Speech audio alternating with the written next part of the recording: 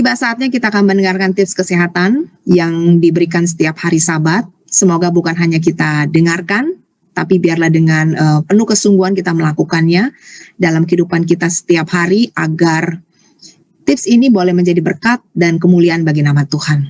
Amin. Selamat Sabat dan salam sehat para pemirsa yang dikasihi Tuhan. Mulai hari ini kami dari Rumah Sakit Advent Bandung akan menemani saudara-saudara ketika kita bersama-sama menghadapi wabah pandemi COVID-19.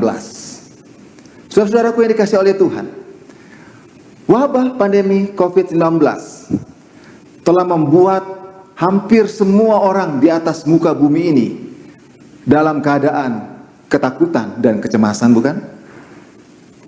Ada banyak istilah yang kita bisa baca dan dengarkan dengan adanya wabah pandemi COVID-19 ini.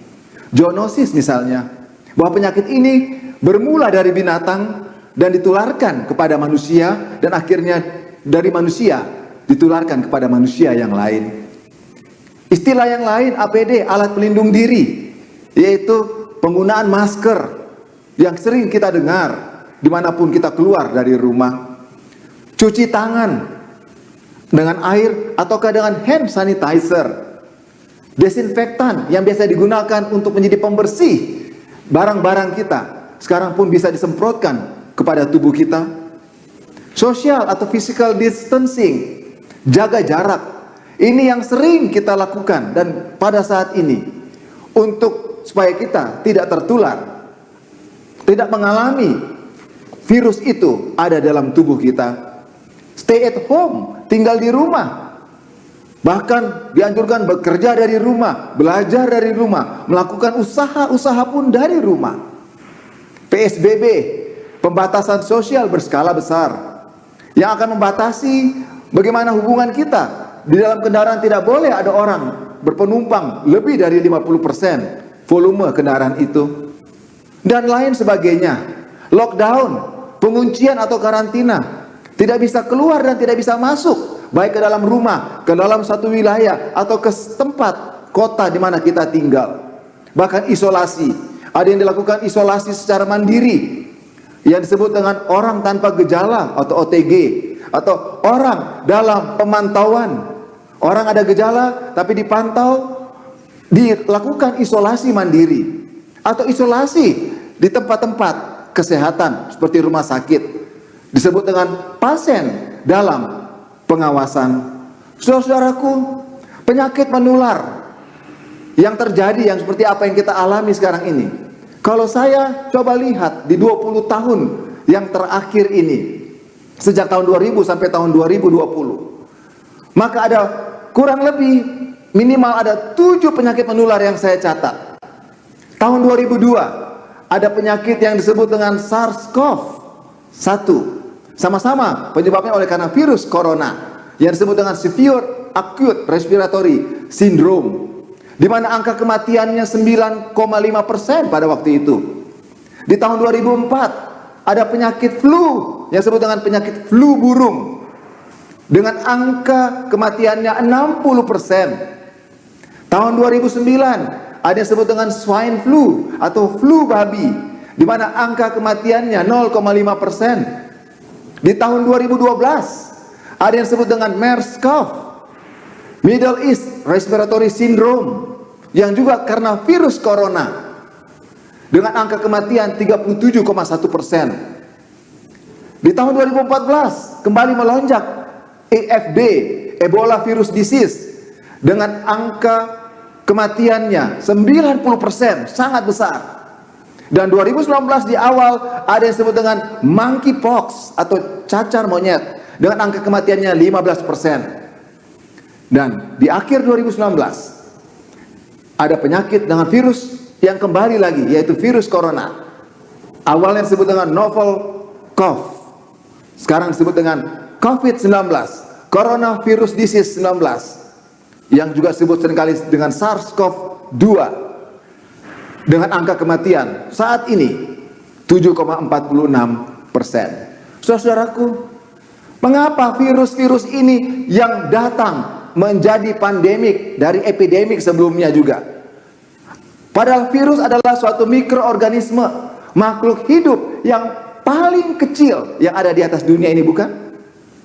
Virus adalah mikroorganisme patogen yang menginfeksi sel makhluk hidup. Dan saudara-saudaraku tahu, virus hanya dapat bereplikasi, memperbanyak diri di dalam sel makhluk hidup. Karena virus tidak mempunyai perlengkapan seluler untuk bereproduksi sendiri. Dan sifat virus ini sama seperti parasit, bukan? Bagaimana saudara-saudaraku virus COVID-19 ini bisa menginfeksi tubuh kita? Awalnya virus ini ada pada seseorang, kemudian orang ini akhirnya menularkan kepada orang lain melalui sekret atau sesuatu droplet yang dikeluarkan dari saluran pernapasannya melalui proses batuk atau bersin. Dan ketika ada orang yang tidak terlalu jauh dari tempat dia berdiri, maka droplet ini akan masuk, terhirup oleh orang tersebut dan masuk ke dalam diri orang yang menghirup droplet itu, yang akhirnya virus ini bisa masuk ke dalam tubuh dan menginfeksi dia dengan melewati beberapa proses pertahanan tubuh. Bila mana hal ini terjadi kepada kita, dan misalnya saja ada orang juga batuk di satu tempat di mana ada permukaan yang ada dropletnya di situ, dan dalam waktu yang singkat ada orang lain pegang droplet itu dan menyentuh wajahnya, menggosok matanya, memegang hidungnya, memegang mulutnya, bisa saja itu terhirup oleh dia dan masuk ke dalam tubuhnya. Saudaraku, virus COVID-19 ini memiliki tubuh, dan di mana bagian permukaannya ada bagian yang tajam. Dan bagian yang tajam ini ketika masuk ke dalam tubuh kita, dia akan mendapatkan tempat di satu tempat yang namanya reseptor. Bila mana virus ini telah duduk di tempat yang namanya reseptor tadi, maka akan terjadi pembukaan pintu sel dan virus ini masuk ke dalam sel tubuh kita. Seorang pemimpin besar yang bernama Musa bin Amram, dia menuliskan dalam buku Kejadian 1 ayat 27 dan 28. Dikatakan, maka Allah menciptakan manusia itu menurut gambarnya. Menurut gambar Allah diciptakannya dia, laki-laki dan perempuan, diciptakannya mereka. Allah memberkati mereka, lalu Allah berfirman kepada mereka, beranak cuculah dan bertambah banyak, penuhilah bumi dan taklukkanlah itu. Berkuasalah atas ikan-ikan di laut dan burung-burung di udara, atas segala binatang yang merayap di bumi. Saudara-saudaraku yang dikasihi Tuhan, ketika mulanya kita diciptakan oleh Tuhan pencipta itu, kita diciptakan laki-laki dan perempuan, mempunyai fungsi untuk bisa menaklukkan dan menguasai makhluk-makhluk hidup yang lain, bahkan termasuk makhluk yang paling kecil sekalipun, bukan? Tetapi mengapa sekarang kita mengalami sesuatu hal yang terbalik? Padahal Tuhan ciptakan tubuh kita, tubuh saudara dan saya dengan sistem pertahanan tubuh untuk bisa melindungi terhadap faktor yang paling kecil, makhluk yang paling kecil yang bisa masuk ke dalam tubuh kita, sehingga ada pertahanan tubuh. Walaupun makhluk itu tidak terlihat, tapi pertahanan tubuh yang kita tidak lihat juga, tubuh kita, tubuh atau kekebalan tubuh, atau yang disebut dengan sistem imunitas, adalah suatu sistem pertahanan yang berperan dalam mengenal, menghancurkan, serta menetralkan benda-benda asing atau patogen, serta sel-sel abnormal yang berpotensi merugikan tubuh kita masing-masing. Ada 4 fungsi yang saya catat, saudara-saudaraku, yang merupakan sistem pertahanan tubuh. Yang pertama adalah mempertahankan tubuh dari patogen invasif yang dapat memasukkan misalnya virus dan bakteri. Yang kedua, fungsinya adalah sebagai pelindung tubuh terhadap suatu antigen dari lingkungan luar yang berasal dari tumbuh-tumbuhan, makanan, serbuk sari, rambut-rambut atau bulu binatang, atau bahkan zat-zat kimia. Dan ketiga adalah sistem pertahanan, fungsinya adalah menyingkirkan sel-sel yang sudah rusak akibat suatu penyakit atau cedera, sehingga memudahkan penyembuhan luka dan perbaikan jaringan. Dan yang keempat, mengenali dan menghancurkan sel abnormal atau yang sudah bermutasi yang kita. Saudara-saudara, pertahanan tubuh kita ada mengalami dua bagian yang besar, yaitu pertahanan yang non spesifik, yang atau yang disebut dengan adaptif. Pertahanan spesifik yang alami adalah kulit kita, rambut-rambut bulu getar, cairan yang ada di air mata, di hidung, di ludah kita, di air seni kita, di keringat kita. Semuanya mengandung lisosim yang akan bisa membantu tubuh untuk terhadap benda-benda asing yang bisa masuk ke dalam tubuh kita. Bahkan cairan lambung kita, bulu-bulu halus yang ada di tenggorokan kita, lendir, yang itu semua berguna untuk melindungi tubuh kita. Dan bagaimana mekanisme pertahanan tubuh yang non spesifik? Pertahanan yang kedua adalah ketika virus itu sempat masuk ke dalam sel, maka ada profag, natural killer cell, dendritic cell, komplemen-komplemen akan menghancurkan virus tersebut.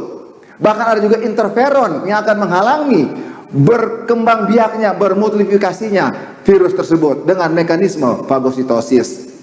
Mekanisme yang ketiga pertahanan tubuh kita yang disebut dengan spesifik, adaptif kekebalan tubuh, di mana limfosit, sel darah putih kita yang ada dalam sel darah putih kita, ada limfosit B yang akan menghasilkan antibodi nantinya, ada limfosit T yang akan mengikat virus itu dan akan dihancurkan oleh limfosit tersebut. Saudara-saudaraku, tubuh kita sangat begitu ajaib Tuhan ciptakan. Ada keseimbangan sistem kekebalan tubuh. Kalau sistem ini tidak seimbang, dia reaksinya terlalu rendah karena faktor-faktor proinflamasinya yang tidak berfungsi, maka infeksi akan bertumbuh subur. Sel-sel kanker yang ada tadi dalam tubuh oleh karena mutasi akan bertumbuh, berkembang dengan baik. Tapi bila mana sel-sel itu menjadi sangat reaktif oleh karena antiinflamasinya yang lebih tinggi dibandingkan proinflamasinya, maka ada faktor-faktor luar seperti makanan, bulu-bulu, dan tungau itu akan membuat kita mendapatkan reaksi alergi. Bahkan faktor di dalam sendiri akan disebut dengan faktor autoimun.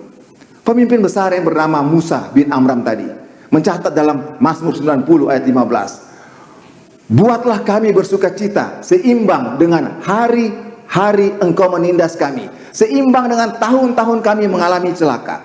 Saudara-saudaraku, dikatakan bahwa kita harus hidup dalam keadaan yang seimbang, termasuk sistem kekebalan tubuh kita, baik proinflamasi maupun antiinflamasinya. Kalau dua hal ini tidak seimbang, maka kita akan menderita penyakit. Apa yang menyebabkan fungsi kekebalan tubuh kita terganggu? Salomo bin Daud, seorang negarawan, cendekiawan, dan budayawan, dia mengatakan, jikalau bukan Tuhan yang membangun rumah, sia-sialah usaha orang untuk membangunnya. Jikalau bukan Tuhan yang mengawal kota, sia-sialah pengawal berjaga-jaga. Sia-sialah kamu bangun pagi-pagi dan duduk-duduk sampai jauh malam dan makan roti yang diperoleh dengan susah payah, sebab ia memberikannya kepada yang dicintainya pada waktu tidur. Dicatat oleh Salomo bin Daud dalam Mazmur 127 ayat 1 dan 2. Apa artinya, saudaraku? Ternyata pola hidup yang tidak seimbang inilah yang menyebabkan kekebalan tubuh kita itu menjadi tidak seimbang. Harian Republika mencatat di bulan Februari tahun 2020 ini bahwa daya tahan tubuh adalah kunci menangkal virus corona. Saudaraku, bagaimana cara membentuk sistem kekebalan tubuh yang terbaik? Kami akan membagikan kepada saudara untuk pertemuan-pertemuan selanjutnya. Ada 10 hukum kesehatan, yaitu hidup sehat. Hidup sehat terdiri dari 10 huruf. HIDUPSEHAT. Di mana akronim daripada kata hidup sehat ini adalah hati yang gembira. I adalah istirahat yang cukup. D adalah diet yang seimbang. U adalah udara yang bersih. P pengendalian diri. Sedangkan sehat, S adalah sinar matahari yang cukup. E energik berolahraga. H hubungan sosial yang baik. A air jernih yang cukup. Dan T Tuhan yang terutama. Bila mana kita bisa menghidupkan, melakukan 10 hukum kesehatan ini, hidup sehat, maka sesuai namanya, hidup saudara dan saya akan menjadi sehat. Inilah 10 hukum yang akan bersama-sama dengan saudara-saudara ketika wabah pandemi COVID sedang berlangsung di dunia ini, bahkan di Indonesia, di mana kita sedang hidup saat sekarang ini. Akan menjadi kekuatan bagi kita ketika kita melakukannya. Maka kekebalan tubuh kita yang merupakan pertahanan yang cukup banyak yang Tuhan buat akan bekerja dengan baik, akan menjadi seimbang. Itu menjadi obat, alat yang paling ampuh dalam mengalahkan virus COVID-19 itu. Tuhan memberkati kita semuanya. Amin.